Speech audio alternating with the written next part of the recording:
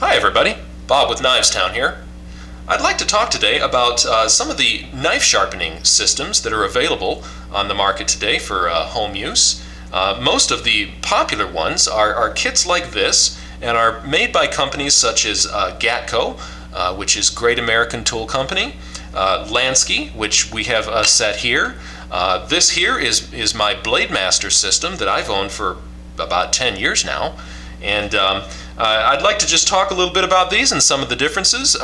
These here are ceramic hones, and these here are diamond hones. What's the difference there? And how can you use these to get your blades as sharp as possible?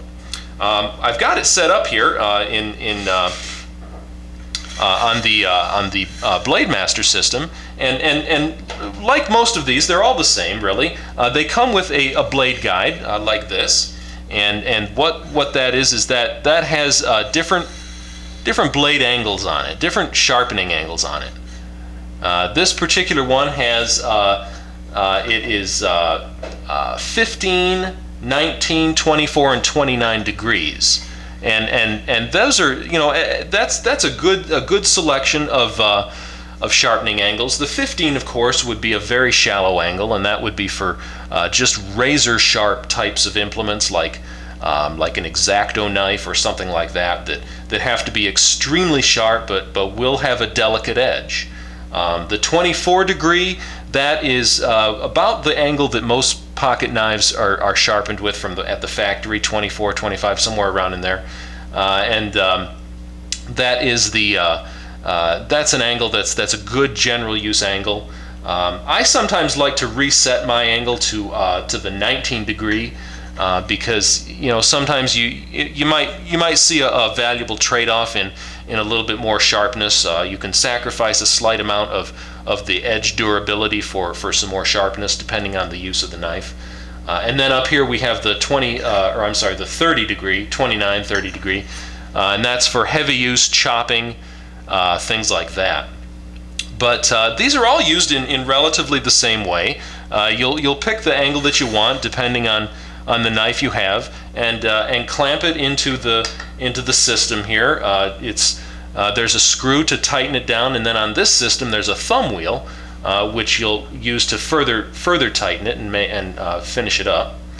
And then the hone is chosen. You'll usually work with a medium hone if you're going to be resetting an edge and removing a lot of material, or if you're just resharpening though, then you'll probably just pick a fine and just use that. That would be the way to go.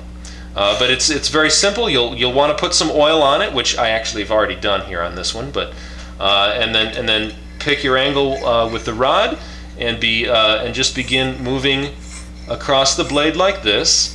Moving in two directions, up the blade this way as well as across the blade this way in one motion. So it's kind of an angle you're moving up at, and just go in short motions like this.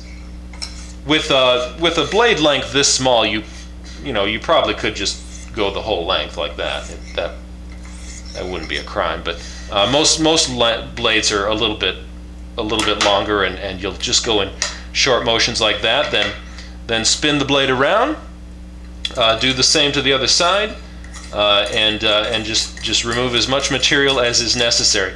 Pressure is only just slightly more than the weight of the hone. It's just the weight of the hone plus a little bit of extra pressure.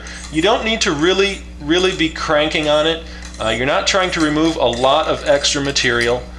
You're just sharpening it a little bit, and you'll get it to the point where what you're doing is you're going to try to sharpen it to the point where you notice that the very edge is curling under with each pass or with each side. So, for example, I'm sharpening this side now, so the blade edge would be curling under like that. And then when I flip it over and I begin sharpening on this side, then the blade edge curls under this way, and that's the burr. And once you get to the point where you're just curling it from one side to the next, you've reached the limit of sharpness that blade can attain.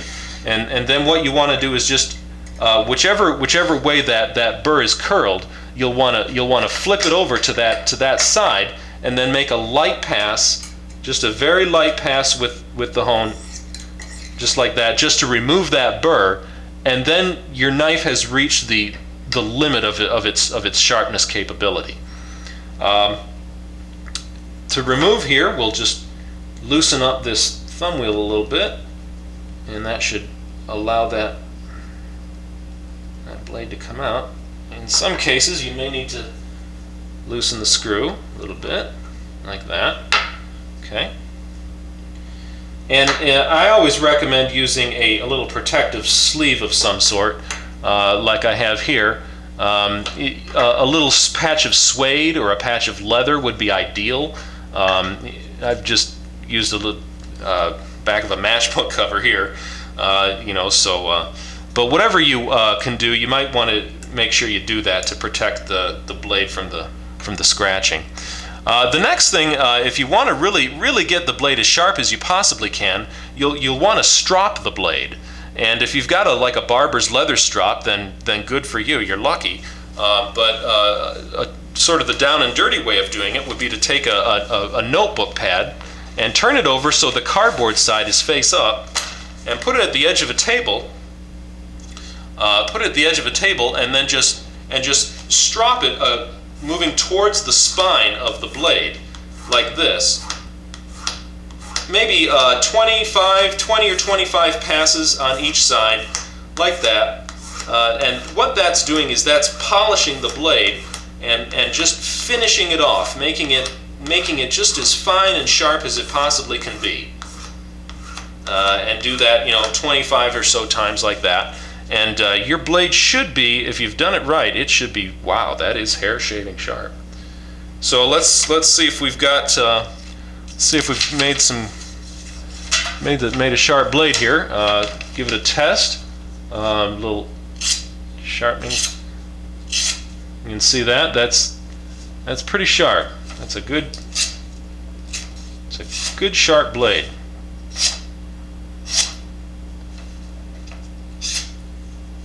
Yeah.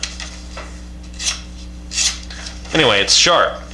The Lansky system, it works exactly the same way, and you know, this is a diamond system, and you know, the diamond versus the ceramic, what's the difference?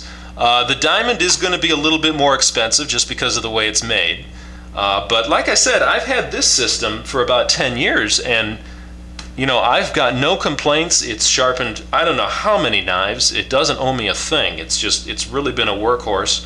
I have now replaced it though with the Lansky system, which is diamond, and it's overdue. The hones are well past their prime.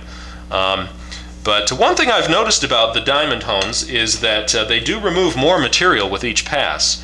So you'll want to be careful of that you don't you know, that you don't take out too much. But this is the kind of kit that I'm working with now, and I also recommend getting the optional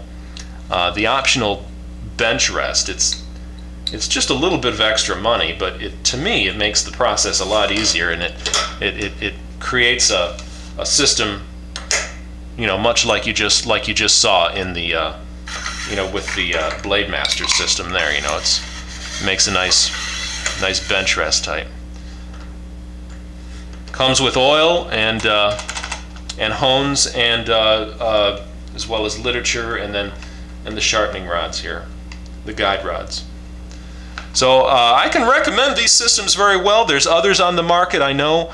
I know that one of the others would be Edge Pro, which is a fantastic sharpening system, and I probably could go with that even above either of these, but it's a lot more expensive. It's a much more pricey system, and you know, it costs a lot of money for that one. But these actually, for the price, they do an excellent job.